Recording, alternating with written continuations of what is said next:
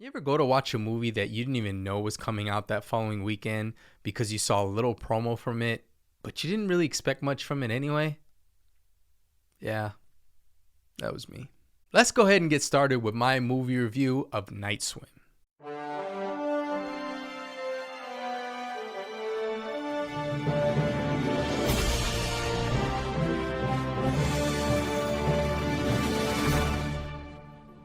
What's going on, all my cartoon and movie lovers? This is Jacey from Jacey Flicks, and today I'm going to be reviewing the new James Wan produced film titled Night Swim. It stars Wyatt Russell, Jodie Long, Gavin Warren, and more. Before I do get started, you guys, please know that this will be a spoiler-free review of Night Swim, so please feel free to watch the rest of this video. I'm not going to spoil anything for you guys. Also, make sure that you hit that like, hit that subscribe, hit that notification bell to stay up to date on new videos. All right, let's get started. So Night Swim goes a little like this. Forced into early retirement by an illness, former baseball player Ray Waller, played by Wyatt Russell, moves into a new house with his wife and two children. He hopes that this backyard swimming pool will be fun for the kids and provide some kind of physical therapy for himself. However, that pool turns out to be haunted. Yeah, who knew, right? So this film was, of course, unexpected for me to see, and I could have sworn this movie wasn't coming out for a very long time. I mean, sometime this year, but maybe later on this year, maybe in the summer or whatnot, and it would make a lot more sense if it was because, I mean, it's January, it's pretty cold out in most states. I mean, who wants to really go swimming, right? But because I think I only saw like one teaser for it and really nothing else, maybe a poster, no, not even a poster.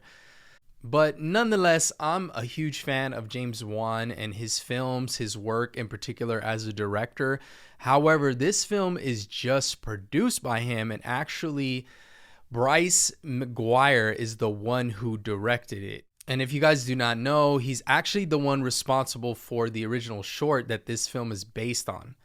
So in all honesty, I didn't expect much from this film going in, but I went in with an open mind just in case, and especially for me being a big, huge horror fan, as you guys can see, I decided to give it a chance, right? And the first act was actually good. I mean, it was pretty solid about halfway through the film, and with the family's chemistry, it was pretty spot on.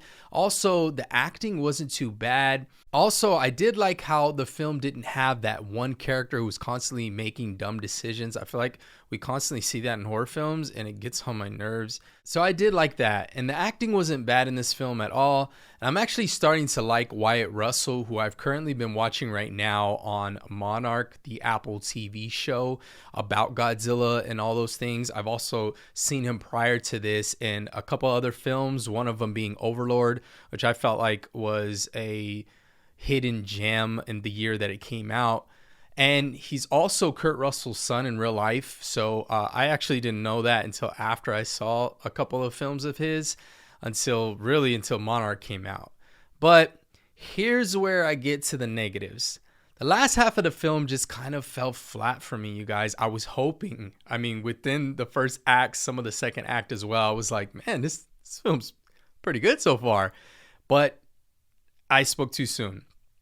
It became really plagued by a few typical horror tropes that I'm used to seeing and giving the audience just a glimpse of the backstory, but didn't really show us how certain things happen, especially with the pool in particular and the haunting of it. Like, I get there was certain experiences, and again, no spoilers here, guys, but I get there was certain experiences that happen in the home, but it was really odd that they really didn't give too much backstory to the haunting of the pool and all that. Just really mostly about the experience that happened. Also, I felt like one of the biggest tropes was I'm kind of sick and tired of seeing the whole Amityville horror type of trope with the father getting possessed or one of the family members getting possessed, and then somehow it unveils the truth about the haunting or about the place that they're staying in. Kind of getting tired of that. Also, one of the other negatives is that I didn't really find this film to be that horrifying. I mean, aside from a few jump scares that had predictability due to the buildup prior to that, the elements in this film that were supposed to be scary, I just didn't really find that creepy. So all in all, you guys, this film wasn't as bad as I thought it was going to be, but it wasn't good either. So with that being said, I'm going to go ahead and give Night Swim 2.5 flames out of 5. All right, guys, so what did you think of Night Swim? Did you get a chance to see it yet? And if so, did you think they could have improved on certain things? What didn't you like about it? And what did you like about it? All right, drop your comments below. Let me know, please. And of course, before I do go, make sure you hit that like, hit that subscribe, hit that notification bell to stay up to date on new videos I'm always uploading. My name's JC from Jacey Flicks, and until next time, I'm out.